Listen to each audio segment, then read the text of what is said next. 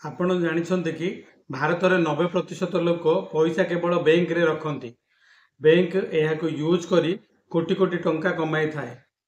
କିନ୍ତୁ ଆପଣଙ୍କୁ 3ରୁ 4% ଦେଇଥାଏ। ଏହାର ଅର୍ଥ ଆପଣଙ୍କର ପରିଶ୍ରମର ଫଳ ବ୍ୟାଙ୍କ ୟୁଜ୍ କରିଥାଏ। ଆପଣ ଏହି ପଇସାକୁ ବ୍ୟାଙ୍କରେ ନ ରଖି ଆପଣ ଯଦି ଏହି 10ଟି ଏସେଟ୍ ବନାଇବାରେ ଲଗାଇବେ ତାହେଲେ ଆପଣ ନିଶ୍ଚିତ ଭାବରେ ଧନୀ ହୋଇପାରିବେ। ଆପଣ ଏହାର ସାହାଯ୍ୟରେ ଫାଇନାନ୍ସିଆଲ ଫ୍ରିଡମ୍ ପାଇପାରିବେ। ପ୍ରତିବର୍ଷ ଏହି ଏସେଟ୍ରୁ ଆପଣ କିଛି ନା କିଛି ଲାଭ ପାଇବେ। ଏହା ଆପଣଙ୍କର ଫାଇନାନ୍ସିଆଲ ଗ୍ରୋଥ ହେବାରେ ଆପଣଙ୍କୁ ସାହାଯ୍ୟ କରିବ। ଚାଲନ୍ତୁ ଜାଣିବା ଏସେଟ୍ କ'ଣ। ଯେଉଁ ଜିନିଷ ଆମକୁ ଟଙ୍କା ଦେଇଥାଏ ବା ଆମର ଇନଭେଷ୍ଟମେଣ୍ଟକୁ ବଢ଼ାଇଥାଏ ତାହାକୁ ଆମେ ଏସେଟ୍ କହିଥାଉ।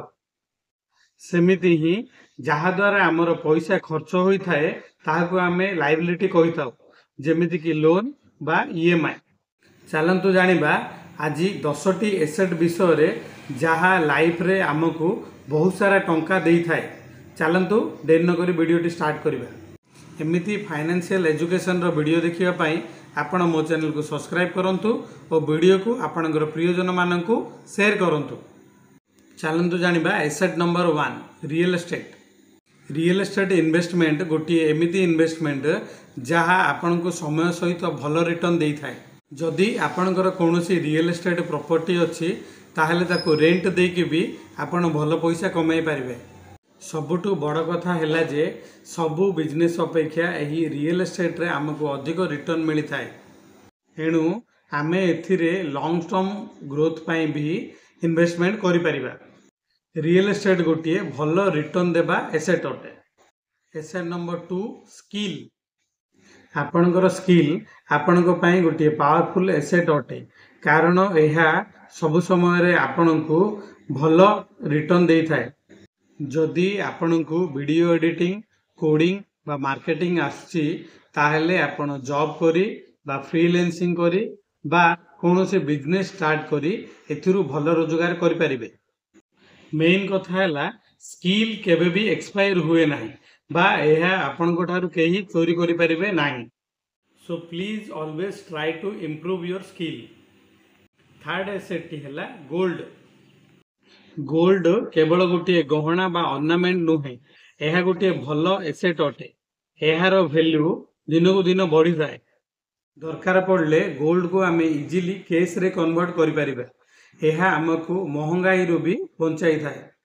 ଏଥିପାଇଁ ଗୋଲ୍ଡକୁ ଲଙ୍ଗ୍ ଟର୍ମ ୱେଲ୍ଥ ବା ଏମର୍ଜେନ୍ସି ଫଣ୍ଡ ହିସାବରେ ବି ଆମେ ୟୁଜ୍ କରିପାରିବା।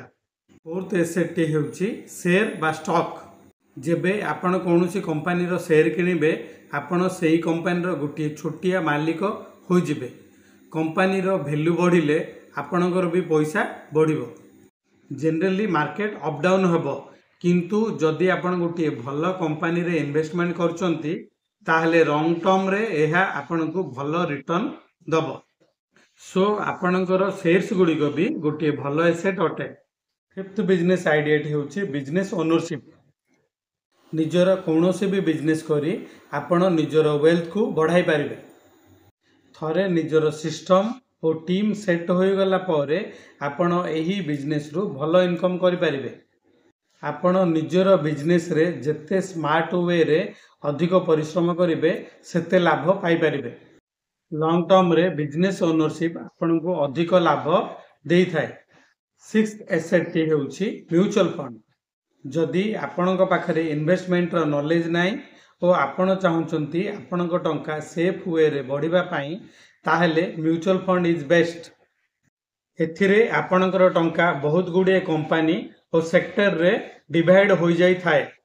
ଏହାଦ୍ୱାରା ରିସ୍କ କମ୍ ହୋଇଯାଇଥାଏ ଓ ଆପଣଙ୍କ ଟଙ୍କାକୁ ପ୍ରଫେସନାଲ ମ୍ୟାନେଜର ମାନେ ହ୍ୟାଣ୍ଡେଲ କରନ୍ତି।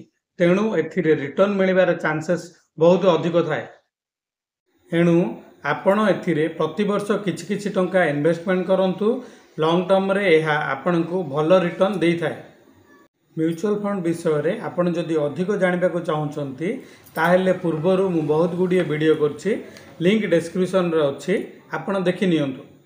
ସେଭେନ୍ ଏସେଟ୍ଟି ହେଉଛି ବଣ୍ଡ। ବଣ୍ଡ ଏମିତି ଗୋଟିଏ ଜିନିଷ ଯେଉଁଥିରେ ଆପଣଙ୍କର ପଇସାକୁ ବଡ଼ ବଡ଼ କମ୍ପାନୀ ଓ ସରକାରୀ କମ୍ପାନୀ ଉଦ୍ଧାରରେ ନେଇଥାନ୍ତି ओ एहा बदल आपणकु फिक्स्ड रिटर्न देवा पाई प्रतिश्रुति करथांती। एहा स्टॉक्स भली अप एंड डाउन होई न थाए। एहा एक फिक्स्ड इनकम जनरेट करिबारे आपणकु सहाय्य करथाए। तेणु बॉन्ड भी गोटे भल एसेट अटे। 8 डिजिटल एसेट। डिजिटल एसेट एमिति गोटे जिनस एथिरे आपण थरे परिश्रम करी बारंबार पैसा पाई परिबे। जेमिति कि यूट्यूब चैनल, कौनसी कोर्स बा कौनसी मोबाइल ऐप एथिरे आपण थरे केवल परिश्रम करिवे किंतु एथिरु आपण बारंबार पैसा पाई परिबे। आपण गोटे यूट्यूब पाई जदि गोटे वीडियो प्रस्तुत करंती सेथिरे आपण केवल थरे परिश्रम करंती किंतु एही वीडियो रु आपण जेते व्यू मिलिबो सेते इनकम करथांती। एहा गोटे डिजिटल इनकम बा डिजिटल एसेट अटे। एहा आपणकु बारंबार पैसिव इनकम जनरेट करी देई थाए।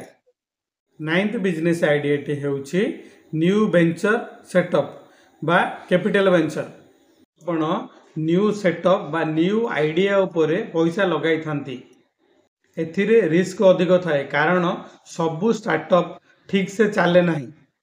जदि स्टार्टअप टी सफल हो जाए ताहेले आपनकु अधिक पैसा मिली थाए किंतु एथिरे रिस्क भी सही परिमाण रे थाए। 10th एसेट टी हेउछि ई कॉमर्स स्टोर। आजिकाली ऑनलाइन स्टोर स्टार्ट करिबा बहुत सहज अटे।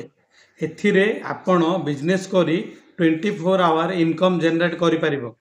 एथिरे आपण निजर प्रोडक्ट बिकि परिबे बा कौनसी कंपनी सह टाई अप करी आपण प्रोडक्ट बिकि परिबे। आपण एथिरे ई बुक, क्लाउड स्टोरेज बा ऑनलाइन बुक बिकि परिबे। सोशल मीडिया बा कौनसी ऐप माध्यम रे आपण एही सेल को बढ़ाई परिबे।